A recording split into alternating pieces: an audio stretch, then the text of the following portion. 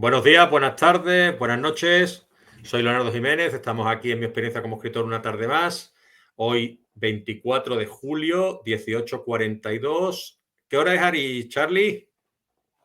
Aquí, querido Leo, son las 11:42 de la mañana. Las 11:42 de la mañana. O sea, 7 horas de diferencia entre Perú y España. Qué bien. Charlie, me alegro un montón de verte y de escucharte. Hace tiempo que hablábamos por las redes y tenía ganas de hacerte esta entrevista. No, Leo, muchísimas gracias a ti por la invitación. De verdad que es un gusto poder hablar contigo. Sé por tus redes sociales y tu contenido que llevas ya un rato recogiendo declaraciones y entrevistas con escritores y pues que me haya tocado a mí ahora, la verdad que es un gusto muy grande. Gracias, hombre, gracias. Pues voy a ir contigo, te voy a presentar un poquito más formalmente al gran Charlie Becerra, que aquí lo tenéis, Charlie Becerra, ¿vale? Os voy a presentar un poco más formalmente a Charlie Becerra porque ha hecho un montón de cosas, ha escrito bastantes libros, él es comunicador, él es un publicista peruano, nacido en Lima y radicado en Trujillo. Comenzó Así es. investigando el crimen organizado en el norte de Perú con el origen de la Hidra en 2017. En 2019 publicó su primera novela, Solo vine para que ella me mate, que obtuvo mención especial en el Premio Nacional de Literatura. En 2021 lanzó Gringallo, una biografía criminal sin ningún elemento de ficción que perfiló al joven sicario peruano. Y en 2024 presentó Aullar las sombras, una narconovela basada en testimonios reales, fruto de una extensa investigación que lo llevó a contactar directamente al protagonista. Lo que sí sé, Charlie, y esto quería preguntártelo, ¿cómo una persona que escribe este tipo de temáticas después puede escribir para niños? Porque me ha sorprendido mucho. Es cierto, es cierto. Bueno, mira, justamente ayer tuve una entrevista donde hablamos un poco de esto. Y bueno, a ver, me pasa una cosa. Desde mi primer libro, que fue El origen de la Hidra, ocurre que cuando yo termino conociendo a un lector que ha caído en algunos de mis libros, se imagina que yo soy un señor, no sé, de 70 años, ¿no? Muy oscuro, muy tétrico, y que ando pensando en crímenes todo el tiempo y cómo meterme a la cárcel e investigar. Pero en realidad, en mi vida de civil, digamos, soy todo lo contrario, ¿no? Soy todo lo contrario. La verdad que me gusta reírme mucho, hacer bromas tontas, no sé, hablar con amigos, qué sé yo. O sea, hay un perfil muy marcado en cuanto al, quizá el personaje, ¿no? Quizá un personaje que publique ese tipo de libros de balazos, como les llamo yo. Pero luego en el día a día soy una persona como muy normal, como te digo, me gusta reírme mucho. Y ocurrió que desde que yo soy papá, tengo 3 hijas, tú sabes, como padre uno busca inculcar la lectura también en los hijos, ¿no? Entonces, desde que comenzaron ya a buscar los libros, yo acompañaba esa búsqueda y siempre terminábamos comprando, no sé, libros de Roald Dahl o David Uh -huh, Walliams o incluso el diario de Greg, ¿no? Y uh cuando -huh. ellas eran muy pequeñas y todavía no podían leer, pues entonces yo les leí esas novelas. Entonces, inevitablemente me fui relacionando con este tipo de literatura. La verdad que me gusta mucho, me divierte y me entretiene. Sobre todo porque no es una literatura paternalista, digamos, ¿no? O sea, no Sí. te quiere inculcar una gran lección, una moral, qué sé yo. Entonces, tomé contacto con este tipo de libros y en algún momento se me ocurrió la idea de que quizá en el futuro yo podría escribir algo así. Y bueno, la idea comenzó a germinar sola y debe haber ocurrido que en alguna de esas comidas o paseos que tengo con mis hijas, una de ellas debe haber dicho algo que se me quedó en la cabeza y que fue el disparador de esta primera novela, que es Un papá de repuesto. Quizá, no sé, quejándose de que su mamá y yo teníamos muchas cosas que hacer y que parece que ya no, que les faltaban papás, qué sé yo. Entonces, a partir de ese momento, la novela comenzó a crecer y claro, yo sigo mucho lo que dice Ray Bradbury sobre el proceso de escritura, ¿no? Él dice que ya cuando sientes la novela que te está trepando por el cuello, que ya ni te deja respirar, ese es el momento de escribirla. Y ocurrió también con esta novela, con Un Papa de Repuesto, sin exagerar, Leo, yo creo que esa novela la escribí unos 3 días probablemente. O sea, siendo malos, que incluso podría decir dos, pero ya pongámosle tres. Porque cuando me senté a escribir esta historia, estaba tan lleno de anécdotas y cosas que hacían mis hijas, que la novela salió casi sola, ¿no? Salió, no diré fácilmente, porque igual cuando uno escribe no me siento muy cómodo utilizar ese término, ¿no? Ujú. Pero salió, gracias a Dios salió bien.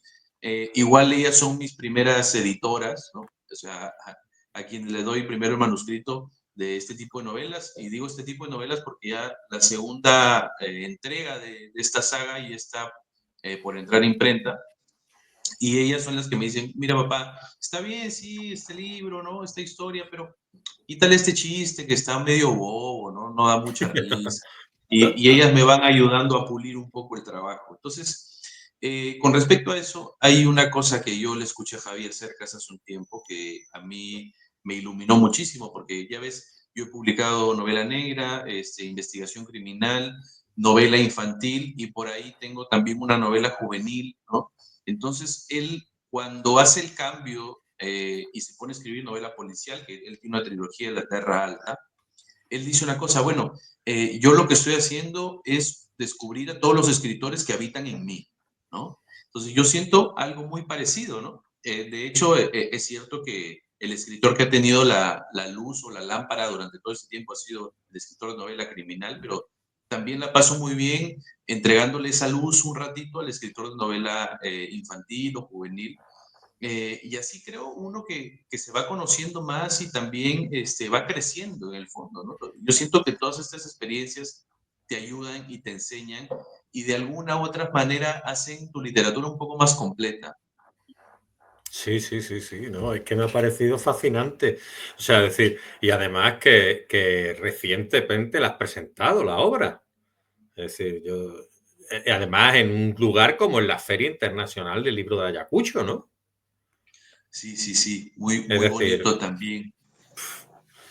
no se puede pedir más, vamos. Además, ya escribe desde niños hasta adultos completamente. Y es verdad, es decir, alguien espera quizá cuando lee tu biografía, dice, pues bueno, te encuentras una persona muy seria, muy sobria, lo que tú decías, ¿no? Con bigote y tal. Y luego te ve a ti tan afable y con esa sonrisa tan amplia y con esa cercanía y dice, mira, pues es lo que decía, es decir, que lo mismo a veces las apariencias del escritor engañan, ¿no? O sea que también. Totalmente, totalmente. Casi me siento culpable a veces, ¿no? De no ser ese señor, ese señorón que esperan, ¿no? Entonces, la última vez incluso me encontré con un señor que a un amigo mío me encontré en una librería y a un amigo mío él le estaba recomendando mi libro. Y entonces Ah, mi amigo dice, bueno, pero es él, Charlie Becerra es él. Y dice, no, hombre, no, y yo me esperaba otra cosa, ¿no? Y yo prácticamente que le pedí perdón, le dije, si quiere vuelvo en unos años, ¿no? Y ahí me acordé. Pero pero el me ha libro se lo pasado lleva, pero el hasta libro ese punto. lléveselo, el libro lléveselo, por favor. Exacto, exacto. Uy, Sí. qué bueno, qué bueno. El otro día estaba yo con un escritor que conozco también, un amigo, Jesús Relín, que estábamos en la Feria del Libro de Cádiz y llegó a un Ah, colegio y tal, y estaba con un chiquillo con su libro en las manos y decía, mira este libro. Y digo, mira, pues aprovecha que aquí está el autor y salúdalo. Y los niños, tú eres el autor, tal. Está muy bien eso, es muy, sí, muy, sí, sí. muy casual y muy Es muy guay. bonito, es muy bonito. Es muy bonito. Y yo te quería preguntar, ¿tú cuándo descubriste que querías dedicarte a contar historias de crímenes reales? Bueno, mira, querido Leo, no sé si te pasa a ti, pero yo siento que al final la mayoría de libros no los elijo yo. O sea, es la historia la que lo elige a uno. Y bueno, quizá no hayas tenido oportunidad de empaparte un poco de lo que está pasando en el Perú ahora, pero ya desde hace unos 20 años nosotros tenemos un grave problema con el crimen organizado. La proliferación de bandas, organizaciones criminales, secuestros, extorsiones, asesinatos en masa incluso, como pasa en México. Aquí ya lo estamos sufriendo. Entonces, yo a mí había una cosa que me sorprendía mucho y era lo siguiente, ¿por qué con esta realidad en la que vivimos en el Perú, cotidianamente, de todos los días, o sea, tú, Leo, aquí abres el periódico y te encuentras con 28 novelas negras ya listas para ser escritas? Entonces yo decía, ¿por qué esta realidad no genera una tradición de novela negra, novela policial, que en realidad no la tenemos aquí en Perú? A diferencia de Argentina, por ejemplo, Colombia, México, en Perú no hay nada de eso. Entonces, eso fue una inquietud que empezó a calar en mí. Y claro, como gran amante de la novela negra o novela policial, yo dije, oye, de repente yo podría hacer algo con esto, ¿no? O sea, dejar un poco de leer a Hammett o qué sé yo, los clásicos o incluso los nórdicos e intentar aterrizar este tipo de literatura en nuestra realidad peruana. Lo que pasó fue que me di cuenta muy pronto de que no sabía lo suficiente. Tú sabes, al lector ahora tú no lo puedes engañar. Sobre todo el Ujú. lector de novela negra que está no solo tan empapado de literatura, sino que ve series de investigación criminal y todo eso. Entonces, a este señor tú no lo puedes engañar. Y cuando un lector se da cuenta que no sabes muy bien de lo que estás hablando, pues ya, y al siguiente libro, ¿no? Entonces, yo me di cuenta que tenía que conocer más al respecto. Y así fue como comencé a investigar. Y luego ya, yo te digo, de un tiempo a esta parte, la gente más o menos tiene en la cabeza que yo escribo de estas cosas y ya me manda la información, me mandan videos, documentos, fotografías, testimonios. Es una cosa de todo el tiempo. Y yo lo que me doy cuenta es que si la cosa sigue así, no voy a terminar de escribir esto nunca. Entonces, siento que hay una urgencia por explicar desde la literatura o intentar entender desde la literatura el fenómeno que está ocurriendo en nuestro país. En el Perú ocurre una cosa que se llama sociabilización del crimen. ¿Okay? Eso es un fenómeno, sociabilización del crimen. ¿Qué dice este fenómeno? Antes, el extraño dentro de la sociedad era el que delinquía, ¿verdad? El que robaba, el que mataba. Ese es el punto extraño dentro Ujú. del mapa de la sociedad. Pero ahora ocurre lo inverso, ocurre exactamente lo opuesto. Es decir, el extraño es aquel que no delinque. ¿A qué me refiero? Si tú quieres sacar cosas tan sencillas como una licencia de conducir aquí en el Perú, o sea, no solo además de hacer el trámite normal, si tú no pagas un extra, no la vas a recibir. O sea, si tú no pagas una coima, como se dice, ¿no? Una mordida en México, no sé cómo se dirá en España. Mordida Eh, también se podría llamarse. ok, una mordida. Si tú quieres abrir, por ejemplo, una bodega o una librería, los inspectores del municipio no solo te van a pedir los papeles, sino también te van a decir, bueno, ¿y cómo hacemos? ¿Cómo arreglamos para que puedas abrir? Entonces, el crimen ya ha permeado todos los niveles. No solo estamos hablando de los grandes políticos o las grandes empresas o qué sé yo, sino en el nivel más bajo. Yo te digo una cosa, aquí en el Perú, en el centro hay personas que venden, no sé, que tienen unos carritos donde se venden caramelos o hamburguesas, un tipo de negocio muy menor, ¿ok? Incluso ellos pagan, digamos, el equivalente a 50 centavos de euro, ¿no? Diario, para que los dejen trabajar y no les hagan nada. Entonces, te das cuenta, ya está la sociedad tan permeada con esto y quizá esa es la razón también por la que no haya una tradición de novela negra. ¿A qué me refiero? Eh, a ti te llama la atención el crimen porque nuevamente es un fenómeno extraño, esto no suele ocurrir, o sea, pero aquí es tan normal que siento que a muchos escritores ya no les suena de nada, ¿no? O sea, ya no les motiva nada porque ya no le parece extraño. Entonces Mm, sienten que ahí no hay nada que contar. Lo cual es terrible porque sí. precisamente cuando más necesitamos que la literatura se abra para poder entender el fenómeno, sensibilizar, porque ya si ves esto todos los días ya te parece que no está pasando nada, ¿no? Dejas de ver el crimen en realidad. Mm. Y eso es una razón por la que yo siento que, digamos, con más ganas habría que empujar la producción del género. Ya no sé si te terminé de responder la pregunta, Sí, si sí, quieres continúo desde con una luego, parte. porque conecta muy bien, ¿no? No, conecta muy bien.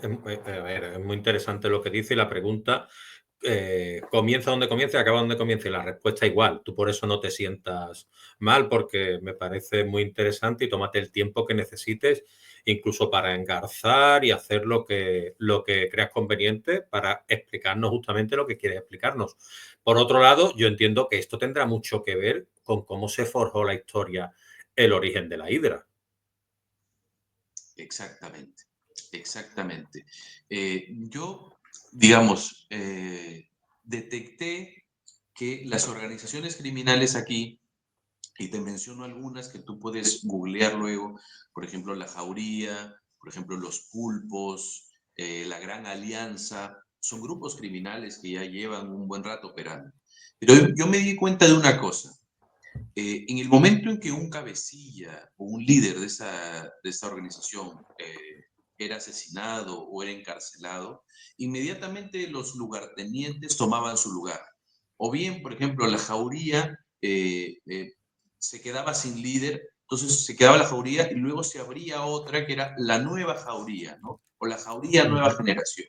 Entonces, a mí me pareció ver que tenían el mismo funcionamiento que la hidra, que es este héroe monstruo mitológico, ¿no? Que tú le cortas una cabeza y salen tres más y no hay cómo matar al monstruo. Entonces, más o menos para mí esa era una forma en la que yo podía entender, aproximarme a entender la dinámica criminal en el Perú, que por lo demás no tenía mucho donde agarrarme tampoco, porque no habían libros de este tipo. Entonces, ha sido un poco explorar y quizá meterle un poco de inventiva para poder entender, ¿no? Sí, sí, sí, sí, sí, sí.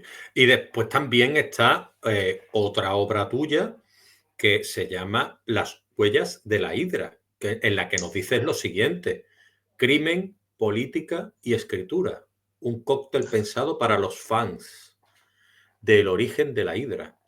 ¿Qué es lo que tiene que ver esta obra con la anterior? Bueno, tiene que ver en el sentido de que las huellas de la hidra es una recopilación de columnas que yo tenía en el periódico, ¿no? Y de hecho la columna se llamaba La Hidra, ¿no? Que ya prácticamente es una marca asociada a mí. Yo ahora tengo un podcast criminal que intenta explorar qué es lo que está pasando, porque ya ves que no te va a dar tiempo de escribir todo lo que está pasando. Entonces necesitas nuevos medios para seguir analizando el tema. Y también se llama La Hidra. Entonces, de alguna forma se ha quedado eso, ya se asocia, cuando se dice La Hidra, se asocia al nacimiento de la mafia en el Perú, ¿no? Y bueno, estas son columnas, sí, efectivamente yo puse criminalidad, política y escritura por las partes en las que los fui dividiendo el libro. Política, porque cada vez más las organizaciones criminales ya dejaron de captar alcaldes o gobernadores regionales, y ahora son los alcaldes y gobernadores regionales los que han creado sus propias organizaciones criminales. Esto no te sonará una locura, pero es exactamente así. Ellos entendieron que tenían la sartén del mango y dijeron: ¿por qué en lugar de que estos tipos nos paguen a nosotros un cupo, nosotros nos ocupamos del negocio y nos quedamos con la ganancia más grande? Y así fue como ha crecido también ese subfenómeno, ¿no? De la política criminal. Eso por un lado. Y luego el tema de la escritura eran algunas columnas donde yo reflexionaba un poco sobre lo que hago, cómo, digamos, cuál ha sido este proceso de transformación personal que yo he sentido, ¿no? Desde mi primer libro hasta ahora, ¿no? ¿Cuáles han sido, digamos, en todo caso, los elementos que la escritura me ha permitido detectar y entender mejor sobre este fenómeno? Entonces, y también es un poco confesional, ¿no? También es un poco confesional. O sea, yo ahí contaba, creo, en una columna, claro, cómo ser un escritor de novela negra ya te asocia inevitablemente a otras cosas, ¿no? Entonces, de repente un escritor de novela romántica, cuando le van a hacer una nota, se lo llevan a un jardín muy bonito, ¿no? A un museo, de repente un café. Pero cuando a mí me hacen una nota, me llevan debajo de un puente lleno de basura, todo oscuro, ¿no? Y pasó que en una de esas ocasiones me llevaron de verdad debajo de un puente a hacer una fotografía para un diario, y de pronto veo y hay un cuerpo que está cubierto con una sábana. Entonces dije, y ya esto se está saliendo de control, ¿no? Entonces, cuando yo comencé a avisar, la gente de la producción se acercó y bueno, felizmente, no sé si decir felizmente, entre comillas, pero de pronto el cuerpo que estaba ahí abrió la sábana y era un señor que estaba durmiendo ahí en la calle. Pero bueno, es el Bueno, tipo de cosas y anécdotas que contempla un poco dedicarse a esto, ¿no? claro, claro, claro. No, no, desde luego, y lo que cuentas es tremendo, vamos. Yo te voy a leer ahora una cosita, un texto que te va a Ujú. sonar, que te va a sonar. Y después del texto te haré la pregunta, ¿vale? Y tú ya me dices Vale. la respuesta. Camilo Ok. Ballesta, la joven estrella de la canción violenta. Está herido y atraviesa los áridos paisajes de Baja California, en el noroeste mexicano buscando refugio. Quienes han querido matarlo, ¿y por qué? Hasta allí ha llegado, como tantas otras, persiguiendo el sueño americano. Preocupado por la falta de noticias en Trujillo, Perú, su madre languidece entre cartas, remordimientos y recuerdos. Empujado por ella, su padre intentará ir tras sus pasos y en ese camino, al tiempo que se le revelarán todos los puntos ciegos que han conformado la vida de su hijo, descubrirá también su propio destino. Esta es la sinopsis de Solo vine para que ella me mate. ¿Cómo fue tu experiencia con esta tu primera novela? Bueno, también es una experiencia muy especial, Leo. El origen de la hidra me dejó a mí la costumbre de ya leer sobre criminalidad, ¿no? Entonces, para entender un poco lo que ocurría en el Perú, yo tenía que contraponerlo con experiencias como la de Colombia o la de México. Entonces, yo me quedé leyendo mucho sobre el narcotráfico en México. Investigué, vi documentales y se me quedaron muchas cosas de esta como investigación, se me quedaron en la cabeza. Y una de ellas era el testimonio de una mujer que había contratado los servicios de los coyotes, ¿no? Que son también grupos criminales que pasan a inmigrantes mexicanos de la frontera, de un lado a otro de la frontera, ¿no? Para llegar a Estados Unidos. Entonces ella contaba que eran como 40 personas las que iban ahí y de pronto por alguna razón el cruce salió mal y los criminales, para no quedarse con esta gente, asesinaron a las 40 personas. O sea, agarraron y las masacraron y les dispararon a todos. Y esta mujer se quedó oculta entre los cuerpos, entre los cadáveres, hasta que los tipos se fueron. Y luego ella misma se levantó entre los muertos y empezó a caminar de regreso hacia México. A mí esa imagen, Leo, se me quedó tan marcada en la cabeza que dije, ok, ¿y qué pasa si no es una mujer, que no es una maestra, si no es alguien más? Entonces, yo tenía esta imagen de una persona que venía caminando por el desierto y era casi obsesivo, ¿no? Tenía esta imagen recurrente hasta que dije, ¿sabes qué? Si yo no descubro quién es esta persona que yo veo en mi cabeza, pues no voy a estar tranquilo. Y de hecho, esta novela, que fue mi primera novela, fue mi primera incursión en la novela, también le escribí muy rápido, yo debo haberle escrito en 3 meses y un poco más. También como poseído por la historia, como poseído. La primera línea me asaltó una noche y a partir de ese momento me pasé probablemente 90 noches seguidas escribiendo, escribiendo. Y bueno, al final salió una cosa que, digamos, no tenía cómo comparar con otra cosa que hubiera hecho porque era mi primera novela. Entonces le envié, digamos, un poco temeroso también, ¿no? Bueno, digamos, me había ido bien con el origen de la hidra, pero luego yo sentía que una novela era otra cosa, ¿no? Entonces, pero le envié, gracias a Dios se publicó esta novela, salió con Planeta, quedó finalista en el Premio Nacional de Literatura. La gente se ha quedado con la idea de que yo fui el que ganó ese año, porque fui el que hizo más bulla y el que reventó más cohetes, porque quien fue la ganadora y quien quedó como el otro finalista son escritores a los que yo he seguido durante toda mi carrera, o sea, gente de muchísima trayectoria, ¿no? Entonces, claro, ellos jamás podrán decir, sí, quedé en la terna con Charlie Becerra, ¿no? Yo soy el que puedo decir eso. Yo digo, yo quedé en la terna con estos señores. Y entonces, Claro. fue una gran alegría y además que, a pesar de que el proyecto no terminó concretándose, una productora de Los Ángeles compró los derechos cinematográficos de esa historia. Entonces, pues ya muy feliz, la verdad, muy contento con cómo resultó todo. Y curiosamente hay gente que todavía me sigue descubriendo por esa historia. que tú sabes, siempre la primera novela es especial, ¿no? Nunca Sí. más tendrás una primera novela publicada, entonces la recuerdo con mucho cariño. Qué bien, qué bien. Lo cuentas con, también con mucho cariño y eso está muy bien. Sí. También, a ver, después de eso, también, a ver, tú no te vienes y escribes también Cachorro en el año 2020. Cachorro ¿De qué fue trata una tu novela novela. Cachorro? Bueno, ahí tendría que hablar de otro libro también que es Gringallo, ¿vale? Gringallo Venga. es un libro de no ficción sobre quien es, digamos, el joven sicario más conocido del Perú, ¿no? Que es Alexander Pérez Gutiérrez, alias Ujú, Gringallo. Gringallo porque era como ujú, gringo, ¿no? Este, y bueno, yo ujú, escribí esa investigación, que es un perfil criminal, pero luego me quedaron muchas anécdotas y muchas cosas que no iba a poder poner en ese libro porque no tenía cómo sustentarlas. Serán cosas que me habían contado y que no tenía, digamos, el papel con el cual soportarlo. Y con todas esas anécdotas que se me quedaron como en el tintero, yo terminé escribiendo una novela, ¿no? Que es Cachorro. Que yo digo, uno es el lado A y el otro es el lado B.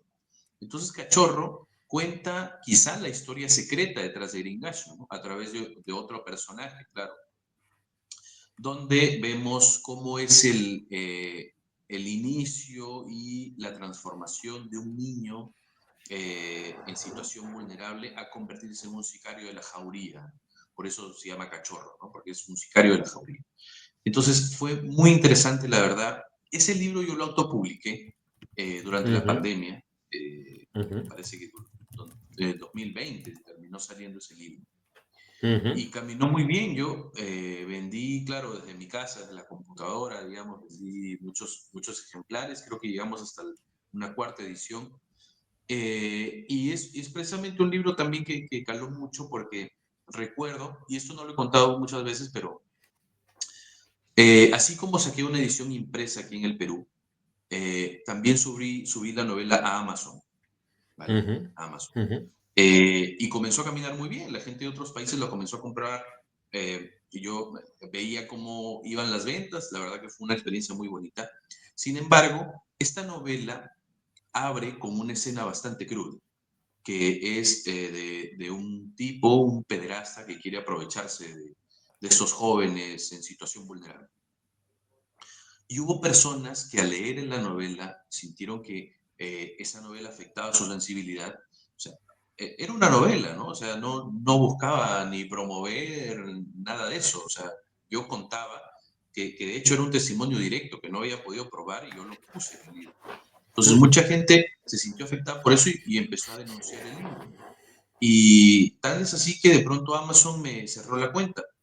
Incluso se quedó con el dinero de las ventas. Nunca me llegó a liquidar y se quedó ahí. Entonces, también por eso es que yo ya luego ya no he sido muy de subir cosas a Amazon porque ya no quiero que me vuelva a pasar. Sin embargo, una de las personas que compró la novela por Amazon fue un escritor mexicano que se llama Atzin Nieto. Atzin Nieto me parece, sí. Él es un escritor mexicano, leyó la novela, le gustó mucho y se la recomendó a su editor ahí en México. Y al final la novela salió publicada en México ya con un editorial. Y así hizo un camino que a mí me ha sorprendido mucho porque el año pasado un alumno de la maestría de literatura en la Universidad Católica de Chile contempló la novela para hacer, digamos, un estudio, una tesis de maestría, comparando novelas dentro de la tradición sicaresca, ¿no? Es decir, la novela sobre sicarios.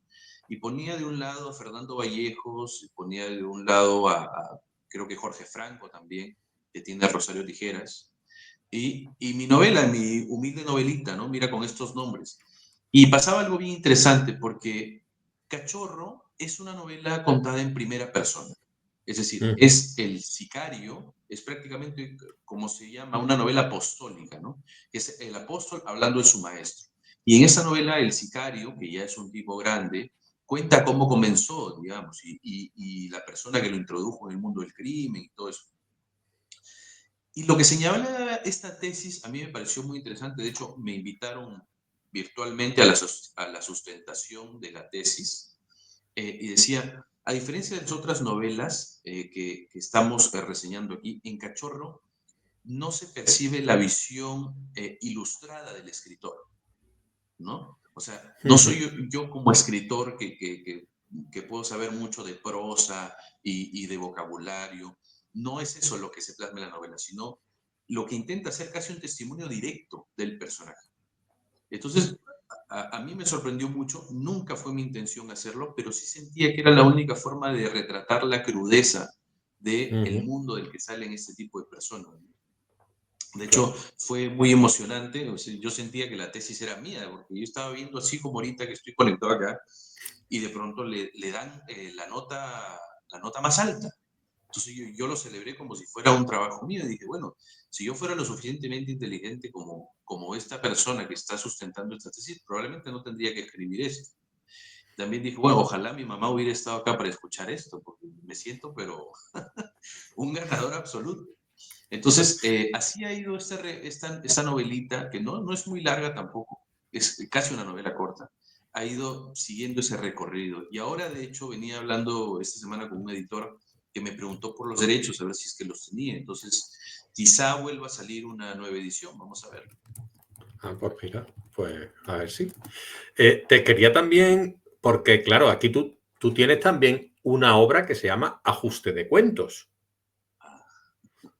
Un policía que busca asegurar su jubilación asesinando por encargo, un narco acorralado en sus últimas horas de vida, un traficante cuya propia madre acaba de poner la soga al cuello, un escritor que está dispuesto a matar para hacer mejor su trabajo. Esos son algunos de los personajes que pueblan esta historia, este libro de historias policiales.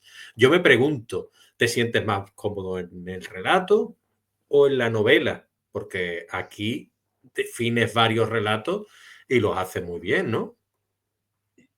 Bueno, mira, la verdad es que yo me encuentro más cómodo en la novela. Porque la novela me permite explayarme más. Luego, después de ese libro, yo he escrito un par de cuentos más, pero sí, es más, siento que en cuanto a proporción de horas, tiempo y extensión de lo que uno escribe, me termino demorando más en un cuento, o sea, porque tengo que calcularlo más, cortar algunas ramas para no irme por ahí. Entonces, pero sí, también, de hecho, en ese cuentario fue la razón por la que yo he terminado descubriendo la autopublicación. No sé si tú recuerdas, Leo, que durante la pandemia muchas, no sé, páginas de internet o canales de streaming comenzaron a liberar contenido gratuito Ujú, ujú. cuando creíamos que solo íbamos a estar en Sí, nuestra sí, casa sí, sí, unas 3, 4 semanas. Entonces, yo exactamente. tenía ese libro de cuentos, lo tenía ahí terminado, no lo había publicado y dije, oye, de repente, ¿qué pasa si hago lo mismo? Voy a liberarlo de forma gratuita para que la gente que no me conoce me pueda leer. Y así fue como termino descubriendo la autopublicación en Amazon, ¿no? Lo subí, recuerdo, y la promoción del libro gratis es por 5 días. O sea, solo durante 5 días la gente lo va a poder Sí. descargar gratuitamente. Entonces, bueno, lo lancé, puse los 5 días, se descargó mucho, incluso uno ve ahí de qué país se lo están descargando. Muy interesante, me gustó mucho. Y ya se cuenta que lo subí un lunes y ya para el viernes yo sabía que eso iba a quedar ahí, ya no se iba a poder descargar.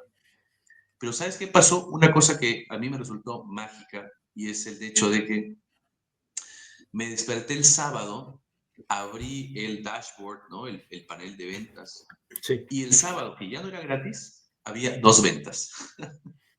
Creo que había ganado creo, que 30 centavos de dólar. O sea, pero esos Bueno, 30 centavos me demostraron una cosa, que a pesar de que no había, digamos, el canal tradicional de un editorial, la sí. venta era posible. Eso es como demostrar la existencia de una nueva especie. Aunque no la ha visto, eso me demostró que había un camino por ahí. Y luego lo seguí explorando. He aprendido muchísimas cosas. Claro, y creo que al final eso terminó propiciando que yo entendiera que el Internet es realmente una herramienta poderosísima que los escritores a veces no utilizamos Sí. en todo su potencial, ¿no? Mm. Me Sí, demostró sí. también que para muchos escritores es un gran camino por el cual se pueden seguir desarrollando y que en realidad no hay que tenerle miedo. O sea, tú te habrás encontrado con personas que ven quizá el hecho de que produzcas contenido literario casi como una perversión del oficio del escritor, ¿no? Porque el escritor tiene que estar ahí en su guardilla, eh, rodeado de libros apolillados y escribiendo casi y con media botella de ron ahí al costado. Entonces, Tres es, es, paquetes, tres paquetes de tabaco, el ron. exacto, exactamente, ¿no? Atormentado. Y en realidad, creo que es un acto de justicia el hecho de que tú te esfuerces tanto en una novela o en un cuento o en un texto literario y que luego lo dejes a su suerte, ¿no? Y que ya es como tener al hijo y ya no lo llevas al jardín, ¿no? Le dices, ya bueno, ya haz lo que tú quieras. Claro. Hay que estar ahí por los libros de uno también, ¿no? Sí, no, hablando de la autopublicación o de la publicación vía Amazon que tú comentabas, que también eres un autor híbrido, yo he autopublicado todas mis obras y estoy, a ver, lo que buscaba lo he encontrado. ¿Qué buscaba? Pues yo, por mi carácter a priori, no quería esperar tanto, no quería esperar un año, dos, tal. ¿Por qué? Pues porque, bueno, porque en ese momento pues era una persona bastante ansiosa, digámoslo así, y no podía, mi organismo no podía resistir todo eso. Entonces dije, mira, el mejor juez que hay sobre ti mismo vas a ser tú. Y tú vas a afirmar eso y la gente te va a dar su juicio sobre eso y tú tienes que valorarlo, tienes que aprender, tienes que tal, tienes que cual. Aprende a maquetar, aprende a hacer portadas, aprende a escribir, aprende a lo otro, aprende las técnicas, lo otro. Y eso fue todo lo que hice. Al final dije, mira, me voy a montar un blog para darme un poquito de publicidad a mis obras, tal.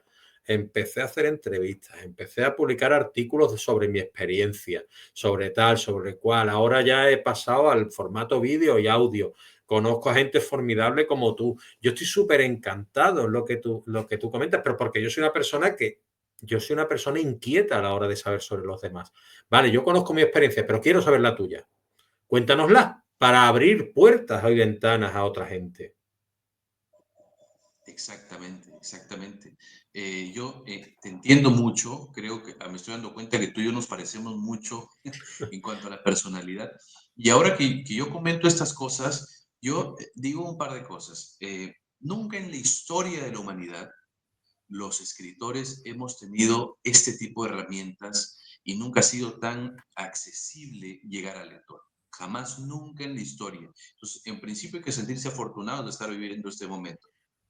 Y segundo, si yo volviera a empezar, es cierto que yo no empecé con la autopublicación, a mí me publicaron de forma tradicional, pero si yo volviera a empezar, tuviera que regresar a la casilla uno de este juego, apostaría por la autopublicación, porque no pierdes el tiempo y empiezas ya a ganar tus primeros lectores. Vas avanzando, aunque sea de uno por uno, pero vas avanzando. Es lo primordial. Como cuando dices, bueno, no, si no puedes correr, camina, y si no puedes caminar, pues gatea. Eso es exactamente igual. Hay la posibilidad de hacerlo ahora y creo que hay que aprovecharlo. Y bueno, ya ves tú que hay ahora grandes escritores del formato tradicional que empezaron en la autopublicación.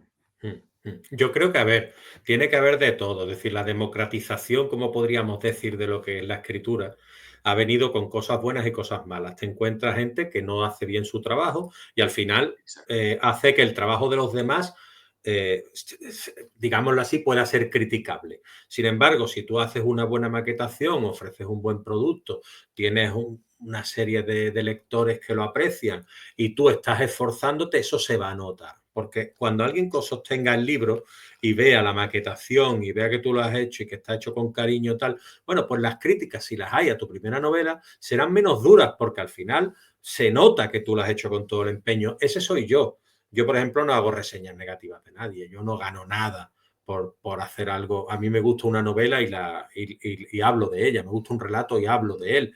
me gusta un autor y lo recomiendo. Es decir, ahora yo no me voy a poner a denigrar el trabajo de nadie porque no estamos aquí para eso. Aquí estamos para fomentar la escritura y para intentar que la gente mejore, no quitarle las ganas a la gente de escribir, que no es bonito eso, ¿sabes? Entonces, yo, pues sí, abogo por la autopublicación, creo que es un buen medio para la gente foguearse, creo que es un buen medio para la gente poder, digámoslo así, vencer el síndrome del impostor, conocerse a uno mismo, trabajar, trabajar y trabajar, porque si la gente supiera todo el trabajo que hay detrás de la autopublicación, y quizá no criticarían tanto la autopublicación. Y después te formas en cursos de escritura, que es lo que he hecho yo. Yo he firmado en la Feria del Libro de Valencia. Tengo intención, si puedo, de firmar en otras ferias. Ahora quiero presentar mi nueva novela, pero quiero hacerlo cara al público. ¿Por qué? Porque he ido ganando en seguridad, porque he ido ganando en mí mismo. Todo eso me lo ha ofrecido la literatura, la escritura. No me lo ha ofrecido, no lo he ganado yo por mí mismo. A mí eso lo he ganado en personalidad cuando yo he sido una persona siempre muy segura de mí mismo, pero llegó un momento que, bueno, por azares o por devenires de la vida, pasé un momento de depresión y demás, y todo, y venía todo muy bien dicho por lo que comentabas tú antes, por los niños. Es decir, yo tuve una hija y a mí me vinieron todos los miedos del mundo. Y yo lo pasé francamente mal. ¿Cómo voy a yo salir adelante con una niña? Tal, la protección, lo otro. Y mira que yo estoy felizmente casado, quiero mucho a mi mujer, quiero mucho a mi hija y estamos todos muy bien en familia. Mi familia bien, su familia bien, nos llevamos todos perfecto. Pero a mí me entraron esos temores, yo sostenía a esa niña, la veía tan frágil y tal, y a mí se me vino el mundo encima. Entonces yo dije, ¿cómo es? Soy padre, esto, tal, ahora, ¿y si me quedo sin trabajo? Y sí, me vinieron todos los y sí seguidos, Charlie, y me derrumbé, ¿sabes? Y al final he tenido que salir adelante, pues bueno, en fin, terapia, lo otro, no sé qué, y al final este tipo de cosas que estoy haciendo contigo es lo que me da mi vida ahora y no importarme la crítica de los demás con respecto a la crítica destructiva, siempre crítica constructiva. Y si yo no la hago, al final he aprendido que es que si yo no la hago y esos son mis valores, tampoco tengo que tener en cuenta los valores del resto, más que los míos. Exactamente, exactamente. Leo, has dicho cosas muy valiosas y en verdad este oficio es de valientes, Leo. Este oficio es de valientes. Y además hay otra cosa, que la valentía no es que no tengas miedo, como dice el Chapulín Colorado, ¿no? No es Qué que no bueno, tengas miedo, es el que Chapulín tienes, Colorado. tienes que hacerlo con miedo, ¿no? Eso es ser valiente, que a pesar de que tienes miedo, tienes que hacerlo. Y además, qué bonito, tienes una hija, Leo, tienes una hija. Sí, tengo una hija, tiene 13 añitos, cumple 14 y cuando, ya te digo, cuando nació a mí me cambió la vida. Yo vivo Oh, por ella, yo vivo por ella. Te qué pasará a ti lindo, qué como lindo lo que padre, dices. te pasará a ti como padre con tus hijas. Yo vivo por mi hija, antes vivía, bueno, a ver, vivía por mí mismo, obviamente, pero mi sobrino siempre he tenido un punto paternal, maternal, de que me han gustado mucho los niños y bueno, yo cuando nació mi hija, mi vida cambió completamente. Es decir, yo como aquel que dice, yo lo digo muchas veces, digo, no te voy a decir que dejara de vivir, pero se transformó mi vida para que ella viviera mejor y que viera el mundo desde una perspectiva, pues bueno, que mis inseguridades no trasladárselas y todo este tipo de cosas que al final es complicado, pero quieres que esa persona sea mejor que tú, digámoslo así, ¿sabes? Exactamente, exactamente. De verdad me emociona lo que dices. Qué bonito. Además, los papás que somos escritores, siento yo que, bueno, a Dios gracias, desarrollamos un tipo de sensibilidad que luego a los hijos les sirve mucho, porque tú estás acostumbrado a ponerte en la piel de personajes Mm. y lo harás también de ponerte en el lugar de tu hija muchas veces, aun cuando sea doloroso o cuando parezca difícil, pero ya tienes un expertise haciéndolo. Entonces, mira, yo lo que he aprendido de mi experiencia como hijo y de mi experiencia como padre es que ya la vida es bastante difícil, ya la vida es bastante difícil. Y lo que uno más necesita, pues, es el amor y la comprensión de la gente más cercana que tiene. Entonces, nada, oye, yo te felicito mucho, en serio. Y qué bueno encontrar un colega, no solo escritor, sino de papás de niñas. Muchas gracias, hombre. Igualmente, igualmente. Se nota, es que la mirada tuya es limpia, ¿me entiendes? Se nota, se traslada. Entonces, para mí eso es importantísimo. Y que digas las cosas de corazón y las digas de ese modo, a mí me llenan muchísimo. Y te lo agradezco y te lo traslado a ti también, ¿eh? De que es de ida y de vuelta mi admiración. Eso por supuesto. Y pasando al plano literario de nuevo, te quería felicitar antes de que se me olvide, porque yo hago mis apuntitos aquí, ¿sabes? De vez en cuando, Ah, para que no se me olviden las cosas mientras hablamos. Y es que Ajuste de cuentos es un titulazo, amigo. tenía otro título, pero lo cambié a última hora porque no, ya no sé si lo No me escuché digas el o si anterior, por favor. No me digas el anterior. Simplemente te digo que este vaya. me ha encantado, tío, ¿sabes? Es que juegas ahí con el simbolismo y con el juego de palabras, que es sensacional, Claro, claro. ¿sabes? Claro, claro, sí, sí, en el momento que lo vi en mi cabeza lo supe, ¿no? Esto tiene que ser, además porque no lo había visto utilizándose de ese tipo. Yo vengo de la publicidad, del mundo de la publicidad. Para mí, el juego de palabras es casi como trotar en las mañanas, ¿no? Siempre estoy pendiente de ese tipo de cosas y es una cosa que también he utilizado mucho en las novelas infantiles. Siento que es un factor como muy lúdico, muy divertido y que aporta mucho. Claro, claro. Y además de verdad. Y después también, pues bueno, te quería comentar que quería yo saber qué te llevó a escribir Bultos Negros y qué aprendiste tú como autor y como persona durante el proceso de creación de esa historia. Bueno, sí, Bultos Negros es quizá mi policial más policial, ¿no? Porque ahí hay asesinatos, crímenes, un enigma, hay que buscar las pistas, es como mi policial más puro, digamos. Ahora, el disparador de esa historia fue una cosa que ocurrió también en el Perú, la verdad, no sé cómo lo habrán vivido exactamente en España, pero comienza la pandemia, se reportan los muertos por el virus y de pronto el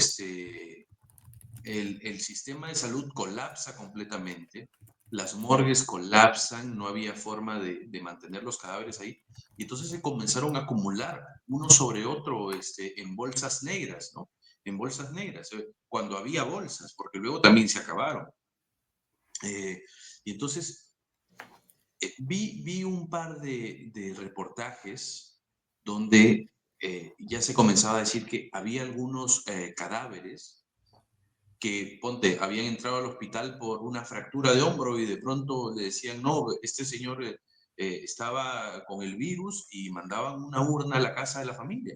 Y decían, pero acá, ¿qué pasó? Y como no había, digamos, autopsias ni un protocolo para hacerlo en ese momento, entonces básicamente en esa época hubo muchos fallecimientos que se les atribuye a los efectos del virus, pero en los que en realidad tú no sabes si es que realmente ocurrió eso, ¿no? Y yo recuerdo que conversando con mi papá sobre este tema, esa es una de las veces donde mi papá, que es un gran lector, me ha dejado caer algo que ha aprendido como una novela, ¿no? Y él me hizo una pregunta. ¿Y qué pasaría si alguien estuviera asesinando personas y haciéndolas pasar como muertos del virus? Entonces dije, ahí hay una historia. Ahí hay una historia. Entonces, básicamente, Bultos Negros trata de eso, ¿no? Esta es una enfermera que tiene un tío que es un ex brigadier de la policía, que encuentra un cadáver que, no, que es un muerto, pero que lo han hecho pasar como si fuera un enfermo del virus, pero que no tiene nada, y es más, y lo han asesinado a balazos. Y entonces ahí arranca la historia. Pasó una cosa, Leo, con esta novela, también la publiqué creo en el 2021, todavía estábamos Sí. en un ambiente, digamos, pandémico, Ujú. y pasó una cosa loquísima. La gente que adquirió la novela y que la leyó, de hecho, recuerdo mucho a la chica que maquetó el libro, que la editorial contrató, tuvimos un Zoom ya antes de la publicación, y mientras conversábamos me dice, ¿sabes qué, Charlie? Leí tu libro, yo estoy segura que eso le pasó a mi padre. Y rompió a llorar. y nos contó, a mí y al editor nos contó una cosa que nos dejó de una pieza, que es lo que te decía, ¿no? Mi padre entró por una cosa, pero al final llegó una urna a nuestra casa que no sabemos si siquiera son las cenizas de mi padre, ¿no? Y nunca probablemente tendremos certeza de eso.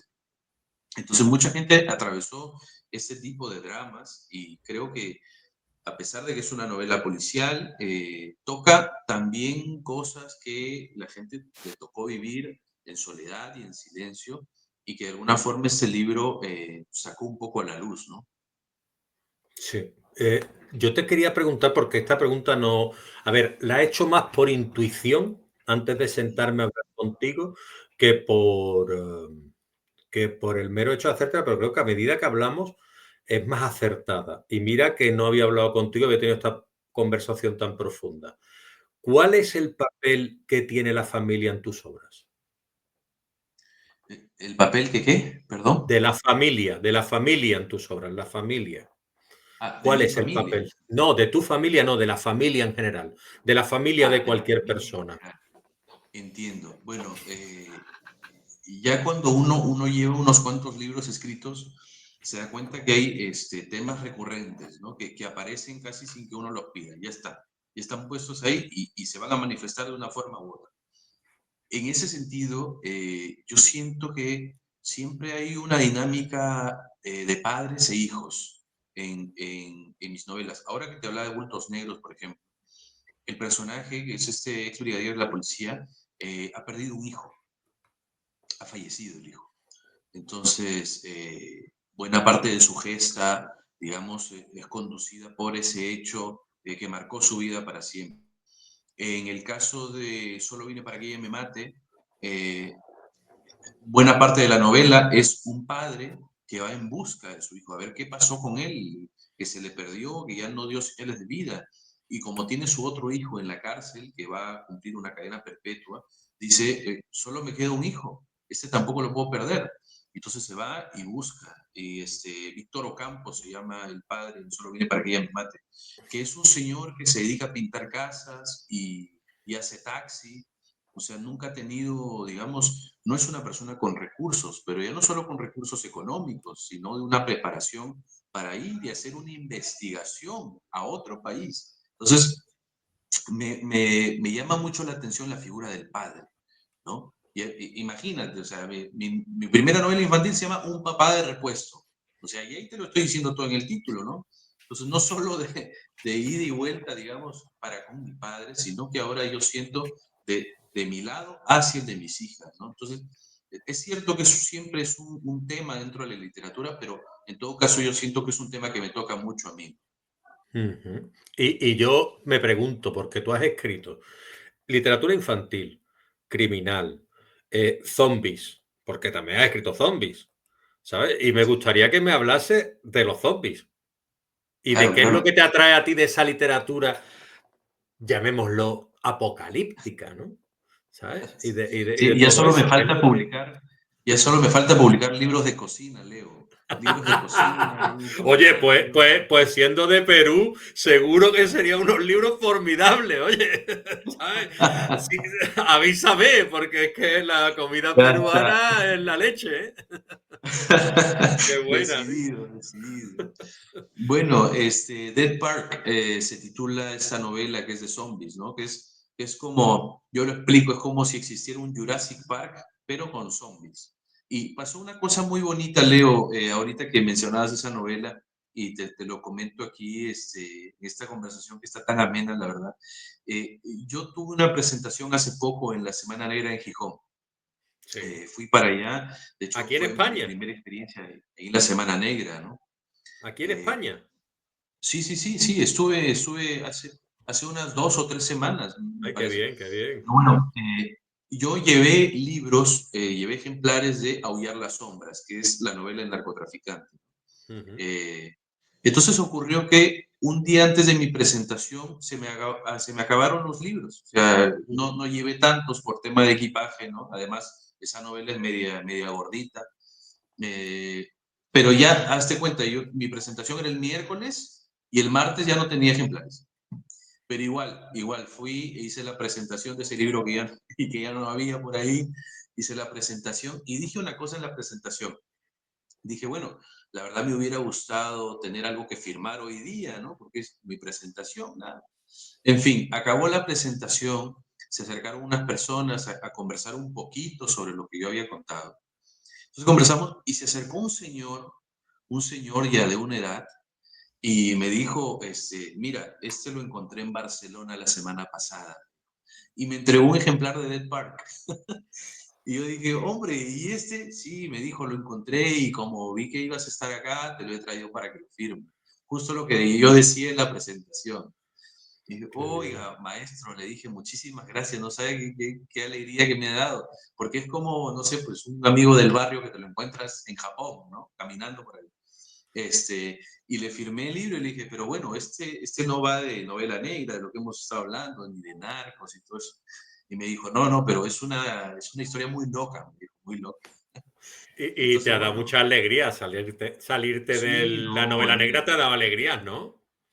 muchísima, muchísima. En realidad todos mis libros, amigo, todos mis libros, de alguna forma u otra, han sido, digamos, no hay ningún libro del que haya renegado hasta ahorita, felizmente. ¿Cuál ha Pero sido tu en el caso de mayor, él, cuál ha sido tu mayor desafío como escritor? bueno, sin duda, Aullar las sombras, sin duda Aullar las sombras. Es la novela que más tiempo me ha costado. De hecho, la escribí dos veces. La primera versión yo tenía unas 180 páginas, que era un libro en ese momento de investigación periodística. Y llegada a las 180 páginas me di cuenta que estaba cometiendo un error, estaba metiendo las cuatro patas. Dije, pero acá hay una novela. Lo que pasa es que, a ver, hay un elemento muy curioso dentro de la novela negra sudamericana, ¿ya? Que es el elemento sobrenatural, ¿ok? Es casi como un guiño al realismo mágico. Por ejemplo, en el caso de Humberto Vargas, que es este narcotraficante, él trabajaba con brujos que le adivinaban y le decían, oye, haz esto, no hagas lo otro. Entonces, de hecho, la razón por la que a él lo capturan en Estados Unidos, la DEA, fue porque él de alguna forma no oyó los consejos del brujo que trabajaba con él. 48 horas antes de su viaje a Estados Unidos, donde tenía que recoger $5 millones para el cártel, el brujo le dice, va a buscarlo a su casa, porque el brujo vivía en la selva peruana.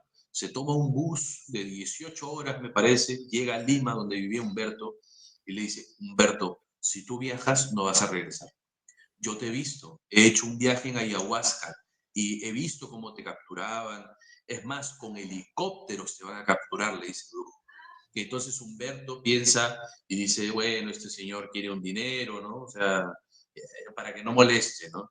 Y va y saca $10,000, que es como, no sé, un billete de 10 euros para ti, para mí. Saca $10,000 y le quiere entregar al brujo, y el brujo agarra el dinero y lo bota. Y le dice, no, es que no sabes, yo te he visto que te van a capturar, no vas a regresar. Y 48 horas después, Leo, lo capturan exactamente como el brujo ha visto que lo capturaban, con los helicópteros, con todo, y lo que le promete la policía, la DEA de Miami, es, tú no vas a regresar al Perú. De hecho, así es como arranca la novela en esta segunda versión, que fue la versión final. Pero en la primera versión, estos relatos no existían. Porque yo decía, a ver, ¿qué sentido tiene meterlo en un libro de investigación periodística? No, nada que ver. Pero dije, ahí hay una riqueza que yo debería plasmar. Y así fue como nos pasamos a la segunda versión, que ha terminado siendo esta novela. Pues yo ahora, como queda poco para acabar la entrevista, yo me voy a ir un poquito más al lado humano, en lugar de irme al lado literario, que lo voy a dejar para la entrevista escrita, si te parece bien. Y te Ah, voy a perfecto. preguntar qué es lo mejor que te ha dado la escritura. ¿Qué es lo mejor que queda, amigo? ¿Qué te ha dado la escritura? Tantas cosas bonitas, tantas cosas bonitas. Eh, pero quizá la más importante sea la victoria personal, que es poder dedicarme a lo que amo, ¿no? Hacer lo que realmente me apasiona. Yo, cuando decías que tú eres una persona que está a veces muy pendiente de lo que hace y casi como una obsesión, yo también soy así. Yo me obsesiono mucho con lo que hago. O sea, yo desayuno, almuerzo y ceno esto. Y el día que no lo sueño es raro, porque todo el tiempo estoy pensando en función de esto. Entonces, para mí es un triunfo. Es cierto que mis regalías y derechos de autor todavía no me permiten cubrir los gastos que implica mi vida, pero lo compagino con mi trabajo como escritor fantasma, o sea, como se dice, negro literario, ¿no? Sí, sí. Eso es, digamos, de donde vienen mis mayores ingresos hasta ahora. Pero igual, o sea, a veces me detengo, leo y de pronto me cae otra vez la revelación y decir, oye, yo me gano la vida escribiendo, yo escribo para comer. Entonces, para mí, eso es probablemente lo más bonito que me ha dado la literatura, ¿no? A pesar, mira, que me vayan bien las cosas, bueno, yo siempre le agradezco mucho a Dios por eso, pero creo que hay una victoria muy personal cuando tú eres capaz de sentarte y escribir eso que te late, que te martilla la cabeza y que quiere salir de ti. Entonces, más allá no sé, de los reflectores o la prensa o el éxito, digamos, a nivel público, yo creo que eso es una gran victoria personal, la capacidad que tienes de sentarte y plasmar eso que quieres. Entonces, yo diría, yo me quedaría con eso, ¿no? Claro, luego mañana nos encontramos, me preguntas y te digo otra cosa, pero Hombre, pero ahora todo me quedo con así, eso. todo así. Hombre, faltaría más, pero bueno, que dentro de un tiempo te viene otra vez y tenemos otra charla de esta y me está encantando. Yo te quería preguntar Excelente. también, igual que lo que te ha dado lo más bonito, te quería preguntar si consideras que te ha quitado algo. Considero que me ha quitado algo. Eh, no sé, la verdad no sé. Mira, bueno, en todo caso me ha quitado un peso de encima, porque luego, mira, como te dije, yo vengo del mundo de la publicidad. Antes de dedicarme a la escritura tenía una agencia de publicidad. Y a mí me gustaba porque la publicidad se parece, en buena medida, es contar historias también, ¿no? Eh, y ahora yo le decía, le decía a mi esposa, ¿no? Este negocio de la publicidad es hermoso, es lindo, tiene mucha creatividad, salvo por una cosa que te termina malogrando el día, que son los clientes, que curiosamente son la parte más importante probablemente del negocio. Sin clientes no hay negocio. Entonces, hoy que me dedico a esto, por ejemplo, nunca un lector ha venido y me ha dicho, hey, ¿sabes qué, Charlie? Este libro que has escrito no me gusta por esto. Es más, cámbialo. Cambia esta parte y me lo vuelves a dar. Que es lo que uno hace en publicidad, ¿no? Bueno, en este comercial de radio, quítame la frasecita esta y ponme otra cosa. Aquí no hay eso. Aquí no hay eso. Entonces, si me ha quitado algo, si es que me ha quitado algo, espero no darme cuenta que fue. Pues perfecto. Y quedan dos preguntitas, ¿vale? La penúltima sería si tienes confirmados nuevos lanzamientos o colaboraciones que puedas anticipar. Sí, claro que sí, amigo. Bueno, mira, muy contento porque yo tengo un libro que es mi penúltima novela que se titula Masacre. Salió Ujú. aquí en el Perú. El año pasado se publicó en Chile, una editorial que se llama Cormorán. Y ahora, en octubre, se va a publicar en Argentina con una editorial de allá. Entonces, también estoy viajando para la Semana Negra allá en Argentina para presentarlo y para participar de la semana. Entonces, muy contento por ese lado. En 2 meses también sale la segunda entrega de las novelas infantiles, que es de la saga de Mai y Nikki, ¿no? Que son estas hermanas. Sale la segunda. Y yo diría que si es que no pasa otra cosa, al menos ese es el año que tengo por delante. Pues un bonito año, ¿eh? Un bonito año. Mi Sí, enhorabuena, mi enhorabuena. gracias. Y ya por último, ¿no? Un clásico en este programa, digámoslo así, que, Ujú. que nació, pues bueno, como para contar la experiencia, ¿no? De los escritores, en este caso Charlie Becerra, es formidable escritor peruano, como podéis ver, y mejor persona, si cabe. Y Pues, para quienes comienzan a escribir hoy, ¿qué consejo les darías tú basándote en tu trayectoria? muy buena pregunta, Leo, y me encanta. Eh, a ver, creo que el primer paso que hay que dar es asumirse como un escritor o como una escritora. ¿vale? La gente por ahí no te va a querer creer, no, como se dice aquí en Perú, no te va a parar bola y no te va a hacer esto por ti. Pero tú sí tienes que asumirte como tal. ¿Por qué? Por distintas razones. Un escritor lee de manera diferente. Como decía García Márquez, lee con la llave de tuercas en la mano. No solo por diversión, sino también para entender cómo están escritos los libros, que es una cosa que enseña mucho y que luego uno aplica. Segundo, un escritor, al menos como yo lo considero y como yo lo contemplo, seguramente hay gente que no estará de acuerdo conmigo, lo cual es perfectamente válido. Un escritor escribe, es decir, o sea, yo al menos de la gente que conozco que se dedica a esto, no es que pase 4 meses sin escribir, ¿no? O 2 meses sin escribir, que no se sienta, no hace una página. No, un escritor escribe y tiene que buscar la disciplina. Tengo un amigo peruano que vive mucho tiempo ya en España, con el que me he juntado hace poco también, que se llama Jorge Eduardo Benavides, escritor peruano. Y él dice una cosa, tú esto lo puedes tomar como un hobby, perfecto, no hay ningún problema. Si quieres, puedes ser un escritor de domingos, no hay ningún problema. Pero no esperes tú que al ser tratado como hobby, te convierta eso en un profesional, porque ahí sí hay una gran diferencia. Me pareció brillante. Eso. No, desde luego, desde Y luego. más, y más importante, y yo diría, las editoriales con las que uno quiere publicar no están buscando aspirantes escritores, están buscando escritores, gente que es capaz de pensar no solo en función de un libro, sino de una obra, ¿no? O sea, porque ¿de qué me sirve publicar este señor si nunca más en la vida va a escribir? Entonces, claro, Claro. ni que fuéramos Juan Rulfo todos, ¿no? En fin. Entonces, eso sí, asumirse como uno, querido Leo. Porque si tú no te asumes como uno, no le vas a dar respeto a la profesión, al oficio, entonces no esperes que alguien más te lo respete por ti.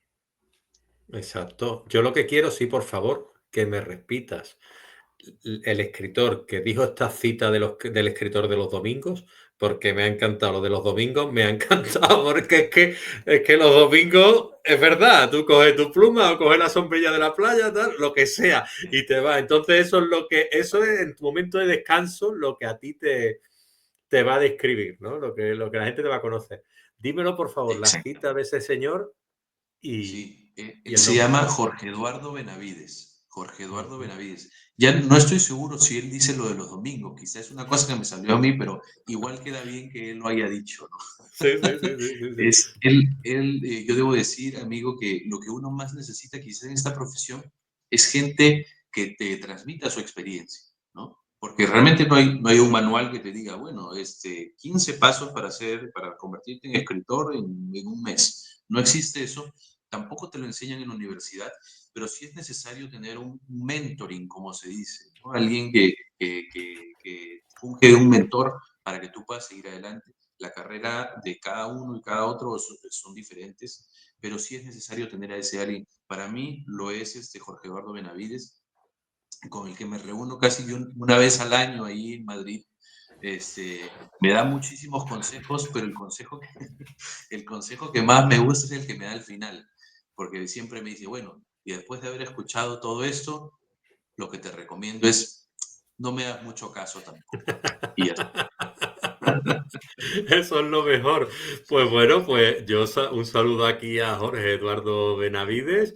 Invitado está si le apetece pasar por este espacio, este humilde espacio, y agradecerte a ti, por supuesto, que hayas querido pasar por este, como yo lo describo, humilde rincón de internet y el ratito que me has hecho pasar que me ha llenado de vida, vamos, me ha llenado el corazón, ¿eh? Muchísimas gracias, Me Charlie. alegro mucho, Leo. También ha sido un placer conversar contigo. De acá voy a comunicarme con Mari Carmen para agradecerle este contacto, de verdad que de hecho también es madre de puras hijas, ¿no? Parece que Sí. los escritores tuvieran algo, ¿no? Que tienen puras hijas. Y justamente ahorita que estuvo Jaime Bailey aquí en Perú, él tiene puras hijas. Gustavo Rodríguez, que es el último premio Alfaguara, peruano, también puras hijas. Entonces pareciera que hay por ahí no sé, un elemento que se repite, ¿no? Pero bueno, algo bien habremos hecho en la vida pasada, ¿no? Está claro. Pues nada, me despido de ti, fabuloso escritor, fabulosa persona, fabuloso padre, y espero que cuando tú saques alguna obra, la presentes o incluso porque a ti te dé la gana, me contactes, me avises y tenemos otra charlita como esta, ¿vale? Seguro que sí, amigo. Muchísimas gracias por la invitación, de verdad. Muchísimas Pues gracias. Tomo la nada. palabra. Gracias a ti, un abrazo y a seguir fuerte, ¿vale? Venga, a cuidarse.